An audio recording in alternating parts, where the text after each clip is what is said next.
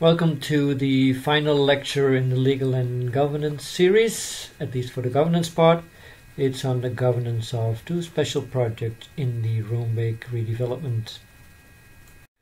We will discuss the governance of Prismare and the governance of Het Roomveld, the two separate projects. Again, the paper by Klok and Dentes is linked to this, and it's the second part of the paper that is specifically relevant for this part.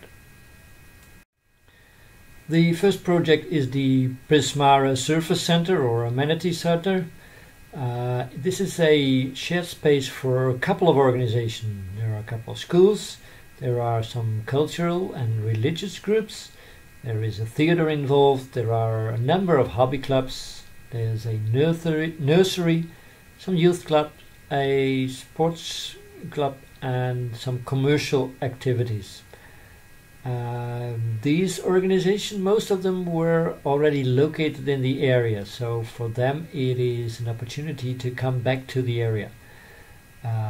This Prismare Service Center is built and operated by a housing corporation. We already discussed that in the previous lecture.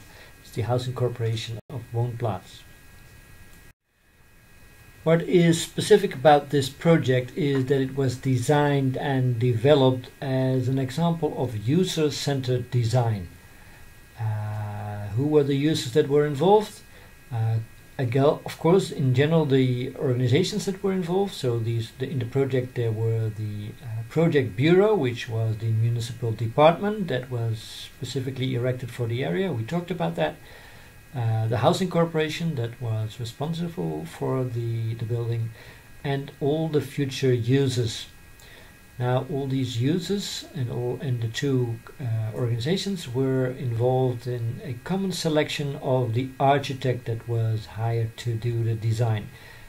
The architect was a German architect called Hübner, and what is particularly relevant here is that he has specialized in user-centered design. So in the selection process, when he had to acknowledge the fact that he wanted to be involved in the selection process, what he sent to the selection committee was a blank piece of paper, a blank A4. And this was his way of sending the message that he was going to start from scratch and he was going to fill in the design not from his own perspective, but together with the users that were going to use the building. What was organized? How was the process organized? It was organized in 3 rounds of multiple workshops with all the different organizations involved. So you can imagine from the list of organizations that we discussed in the previous slide that this was a rather extensive project. It involved all the organizations, the schools, including the school children, and so this was a rather extensive process. There was a group of architects involved in doing the design, 8 in total, including even an Egyptian architect that was hired, because some of the religious groups, their mother tongue, the language that they spoke, was Arabic. And the idea of Hübner as the central architect was that for people to be really involved in the design process, they had to be able to also discuss the qualities of the building in their own mother tongue. So that was why he hired specifically an architect who was able to talk Arabic with some of the groups that were involved. So in general it was very much focused on the user needs, the specific needs that each group had for the project. And of course there was still some general supervision of Peter Bruin as the main architect, but he was certainly not leading in terms of the development of the design of the project. Here you see some pictures of the process, for instance where school children and their teachers were involved in thinking about what their school would look like in the project. This is from another part of the process where different groups were involved. You can see that there were some very professional building blocks that were used and that they could move around and think about how what the plan would look like. And you also can see that this is a rather extensive part of the area. There will be eventually there is a main building, but there are also a couple of sub-buildings. So it's not just one building that was going to be designed. Here you see a picture of the entire group of architects with a rather large scale model of the design that is very close to what actually eventually the design was going to look like. So this is what the group looked like. And these are some pictures of the building after it was really constructed. So you see some different areas. Of course, also the public space was designed in the process as well. Different rooms that were in the area.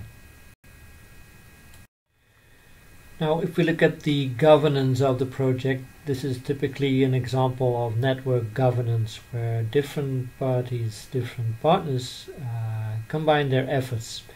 They do that in the design, they share their knowledge and expertise, so not only the professional groups but also the different groups of organizations that were involved.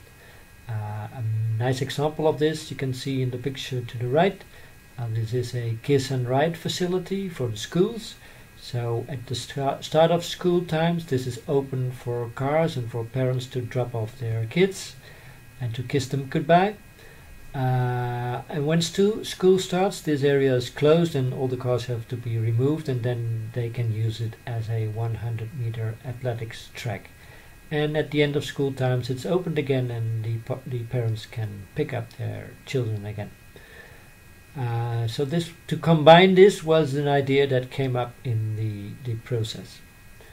Of course, there was a lot of effort and interaction. You can imagine that all these meetings, they took a lot of effort from all the different partners that were involved. There was also some sharing of budgets. Of course, the main budget came from the municipality and from the housing corporation, but there were other organizations involved as well. And of course, in the design process, if you do this together, the responsibilities are shared as well. Now, of course, there was still some general supervision, as indicated, but this related mostly to the image quality of the design, not in terms of what had to be done and the basic idea of the design. The construction was done by a pre-selected contractor. We already indicated that in the previous presentation, the previous lecture, and we also indicated that this was a way of this could only be done because it wasn't the municipality that was responsible for the project, but the housing corporation. And the housing corporation is a private company, so the procurement laws were different for that company and less strict than would have been the case if the municipality developed the project. So the operation is also done by the housing corporation. So when the building was ready, the operation of the building. The users that are there, of course, they all pay their rent, but they also share user rights. So, for instance, if a certain room in the area is used in daytimes by one organization and not in the evenings, then another organization might be able to use that room because it's not used. So they can share the user right of the different rooms. Of course, they have basic rights to some rooms. One particular thing that was also important here is relating to the budgets that were involved. Of course, you can imagine that this was an expensive project, and also that there is quite some risk involved for the housing corporation, because quite a few of these organizations were voluntary organizations, so they don't have large budgets. So of course the investment costs were high, and the rent in the future was pretty uncertain, at least for some organizations. Now, in order to make sure that the risks involved for the housing corporation were not too high, the municipality, who was responsible for the housing of the schools, agreed to pay the rent of the schools for 50 years in advance. So really at the start of the project. Of course, they could do this because they had a large additional budget available. So because the housing corporation got a lot of money in terms of rent in advance at the start of the project, this reduced their risk considerably, and that enabled them to not only develop but also operate the facilities. Now there are some additional aspects of this project that are relevant.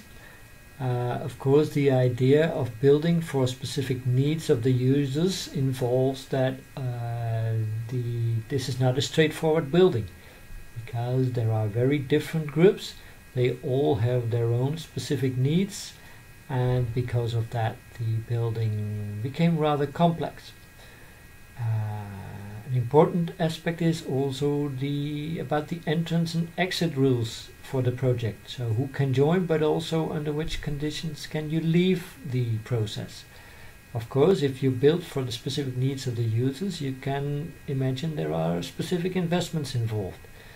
And of course, if the group in the end leaves the project, then these are left. These specific investments are, so to say, made in vain. There is one example here. There was a religious group that was involved in the program, and it was their wish that their room was specifically oriented towards Mecca, so that would enable them to facilitate their prayers. In the end, they decided, when the project was more or less finished, that it became too expensive for them to really hire this room. And so they were exiting the project, leaving the specifically orientated room at that point in time unrented.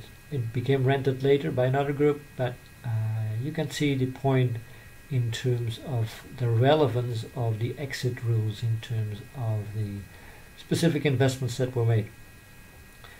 Of course, this was a one-off project, so the contract negotiations were extensive, and also if you think about the user agreements, there was a lot of work involved here. Basically, it took 2 years to develop the entire idea of agreement over user rights and how this could be formalized in certain contracts between the different participants. So if we look at the general features of the project, it is a project of high investment. Of course, this was enabled by the additional budget that was available from the municipal organization. But it also resulted in very high satisfaction of all those that were involved. Now here you see another picture of part of the main building of the project.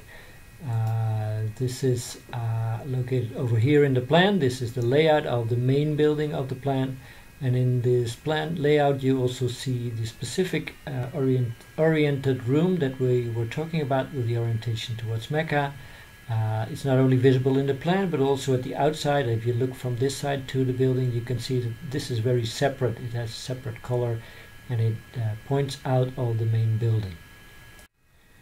So after paying some attention to the Prismare project, it's time to move to the governance of het Roomveldje. It's important to understand that this Roomveldje, and that's also important for the second assignment, this Roomveldje is a sub-area of the entire project. So if you answer the questions on this particular case, don't answer in terms of the entire project and its organization in terms of citizen participation, but the specifics of the development of this Roomveldje area. Now the development of the Roomveldje area is also described in the second part of the paper. What was at hand here, this was the only area where there appeared to be, or at least there was a risk of a larger conflict between Peter Bruin as the general supervisor and the inhabitants of the area and the housing corporation that was responsible for it. You can see from the pictures, these are pictures from the area, that the houses that were in the area were not completely demolished, so they could be regenerated, and Peter Brown was of the opinion that this would be the best idea to renovate the houses rather than to demolish them and build new houses. The Housing Corporation had a preference for new houses, and at least a group of inhabitants also shared that opinion.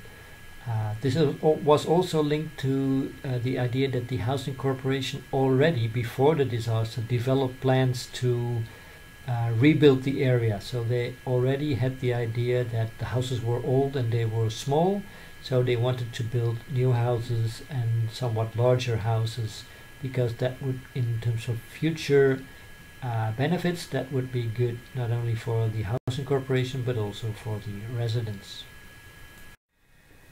As already indicated, there was risk of a conflict between Peter Brown on the one hand and the Housing Corporation, and at least a substantial part of the residents at the other hand. The Housing Corporation organized a survey among the residents, and the outcome was that a large majority of them favored new houses. Peter Brown was not very pleased with this survey, as he had the idea that the questions that were asked were steering the respondents in a certain direction, the direction that the Housing Corporation wanted. So in his perception, there was a situation of manipulation of the residents by the Housing Corporation, and also the fact that a small group, big mouth part of the residents really made their voice heard, and that they were not representing the real majority and the real opinions of all the residents that were in the area. On the other hand, the other part of the conflict, there was the perception by the Housing Corporation and some of the inhabitants that this was a typical example of a detached and arrogant expert that was coming in. Of course, Peter Brown was not living in Enschede, he was living in Amsterdam. So this idea that there was this expertise that is flying in and thinks he knows best, whereas it's really about the legitimate claims of those who are going to live in the area that should get to power in terms of decision making of what should be done. The municipality was well aware of the fact that if this conflict would really turn into a conflict, this would be very bad and detrimental to the entire project. So something had to be found in order to solve this problem.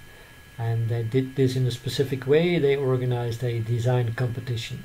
So for this specific sub-project, they more or less took away the design responsibility from Peter Brown as the main architect, and they organized a design competition.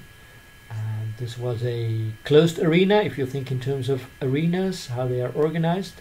It wasn't possible for everyone to enter. No, it was a closed arena with only the inhabitants who had voting rights instead of deliberation. So it's about voting and not about deliberation and talk and consensus making, as was in the general development of the program.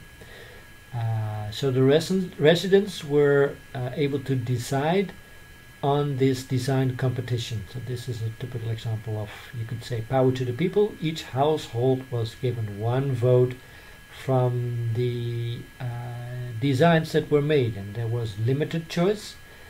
So 4 architects were asked to develop a design for the area. Actually, only 3 were left in the actual competition, and that had to do with the next point, that there were some safeguards excluding proposals that were outside the scope of the general plan. And the safeguards also made sure that there was no dominance by a strong minority. For instance, by giving some votes also when there was a limited participation of the residents to the Project Bureau and the Housing Corporation. This is all described in the paper, by the way. What we see here, that in terms of institutional design, there is a lot of formalization of the rules, and that's necessary because the stakes are really high. This is not about just developing some plans and developing some rough ideas on what the area would look like. No, this was actually specifically about how the houses were going to be built. And because of that, the position rules had to be formalized, the boundary rules, the scope rules, the aggregation rules, so there was voting and the majority would decide, and the payoff rules were also very important in terms of the budgets that were available. So you can see that in terms of the issue of under-institutionalization and institutional design of participation arenas that we discussed in lecture 6.1, here we see an example where the institutional rules were really designed in a well thought of way. Now we can see that the redesign worked pretty well. Inhabitants were really participating and really active in voting. Conflict was prevented because of that. Of course, Peter Brown was not very happy with the idea that it was taken out of his hand, but he really could not move in any other direction. He had to agree with this because the municipality decided. The residents, in the end, they voted for a design with the most new houses, so only 4 of the houses were redeveloped. And another issue that was very important is that the residents already indicated that they would like to park their car in front of their house so they could see their cars, but there really was no space in terms of the layout of the plan because the streets were very narrow. And what the winning design entailed was that there was some space made in their backyards where an additional street was made, so they could park their car in their backyard rather than in front of their house. Now there is one remaining very interesting point, and that is at the final meeting where all the residents could vote on the different designs, and in the end of the evening the winning design was announced. Of course, the victorious architect was given a word to thank all the people and to give his opinion. And one of the things he said that it was like a totally new experience to design with the knowledge that the future residents were actually taking the decision. So you can see that in the design perspective of the architects, usually they think about what they think is important, or perhaps what would be prize winning in terms of the professionals that they can present their designs to, but they are not very often designing with in their head the idea of the people that were actually going to live there. And of course, we already indicated this was a low-income residential area, so it's the kind of people, not those with high education and high income. No, it's the kind of people that would usually sit in front of their house and drink a beer and stuff like that. So this is quite a different perspective than the perspective of the professional that is usually working in design.